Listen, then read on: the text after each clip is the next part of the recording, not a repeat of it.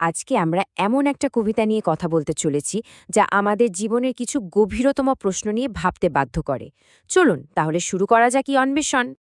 ভাবুন তো, কবিতার শুরুটাই হচ্ছে এই লাইনটা দিয়ে। এটা শুধু একটা লাইন না, এটা আসলে পুরো কবিতার মূল ভিত্তি। এই একটা ঘোষণার মধ্যেই লুকিয়ে আছে এক গভীর জীবন দর্শন, যা কবির হৃদয়ের ডিপেস্ট গভীরতম আকাঙ্ক্ষার প্রতিধ্বনি। প্রথমবার শুনলে কি মনে হয়? হয়তো মৃত্যু ভয়, তাই না? কিন্তু ব্যাপারটা ঠিক তা নয়।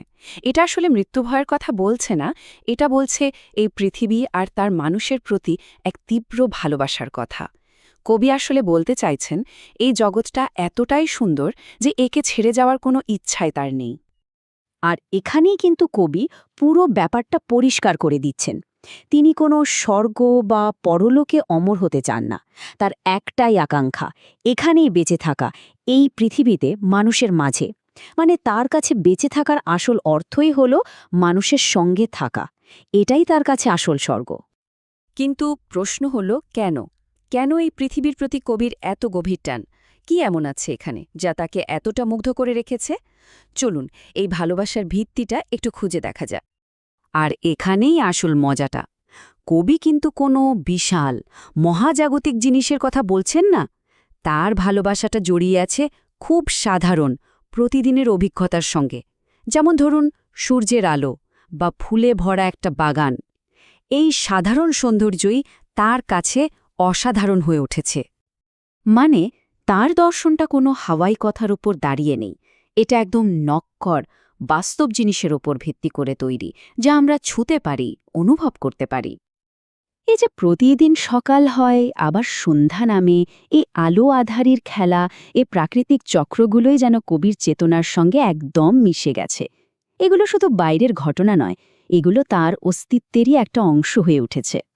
তাহলে সব মিলিয়ে কি দাঁড়ালো? সূর্যের সেই ওম, ফুলের বাগানের দৃশ্য, রোজকার আলো আধারের ছন্দ, আর অবশ্যই মানুষের উপস্থিতি। এই সব কিছু মিলেই সেই উপহার যা এই পৃথিবীকে কবির কাছে এত প্রিয় করে তুলেছে। আচ্ছা, এবার আমরা কবিতাটার একদম কেন্দ্রে চলে এসেছি। বলতে পারেন এটাই সবচেয়ে যুগান্তকারী আইডিয়া। এখানে কবি অমরত্ব বা বেঁচে থাকার ধারণাকেই সম্পূর্ণ নতুন একটা রূপ দিচ্ছেন। এই প্রশ্নটা কিন্তু শুধু কবির নয়, আমাদের সবার। হাজার হাজার বছর ধরে মানুষ এটা ভেবেছে, যদি সব কিছুই একদিন শেষ হয়ে যায় তাহলে বেঁচে থাকার আসল মানেটা কি? কবি এই চিরন্তন প্রশ্নেরই এক অসাধারণ উত্তর দিয়েছেন। আর এটাই হলো সেই মূল ধারণাটা। কবির কাছে অমরত্ব মানে শারীরিকভাবে বেঁচে থাকা নয়। অমরত্ব মানে হলো অন্য মানুষের মনে, তাদের ভালোবাসায়, তাদের স্মৃতিতে বেঁচে থাকা। যখন কেউ আমাদের মনে রাখে, আমাদের কাজের কথা বলে, তখনই তো আমরা সত্যি সত্যি অমর হয়ে উঠি, তাই না?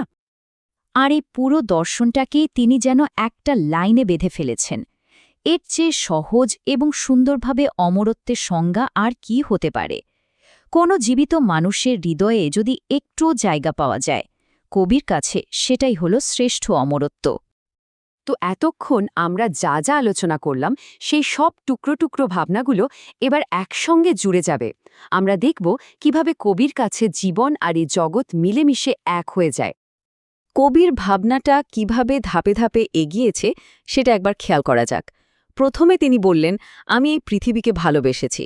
তারপর নিজের জীবনকে সেই ভালোবাসার সঙ্গে জড়িয়ে ফেললেন।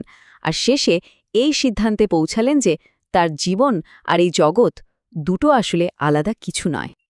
আর এই লাইন দুটো তো পুরো ব্যাপারটার সারসংক্ষেপ। কি বলছেন তিনি? বলছেন যেহেতু এই জগতের আলো, এর সৌন্দর্যকে তিনি ভালোবেসেছেন, ঠিক সে কারণেই জীবনটা তার কাছে এত প্রিয়। একটা আরেকটা থেকে আলাদা হতেই পারে না। তাহলে শেষ পর্যন্ত আমরা কি বুঝলাম? আসল অমরত্ব মানে মৃত্যুকে এড়িয়ে অন্য কোনো জগতে পালিয়ে যাওয়া নয়, বরং এর আসল অর্থ হল এই পৃথিবীর সঙ্গে, এর মানুষের সঙ্গে আরও গভীরভাবে, আরও অর্থপূর্ণভাবে একাত্ম হয়ে যাওয়া। তো এই আলোচনাটা শেষ করার আগে একটা প্রশ্ন রেখে যাই। আমরা আমাদের অমরত্বকে কোথায় খুঁজি? কবির মতো আমরাও কি অন্যের ভালোবাসায় আর স্মৃতিতে নিজেদের খুঁজে নিতে পারি? এটা ভাবার বিষয়, তাই না?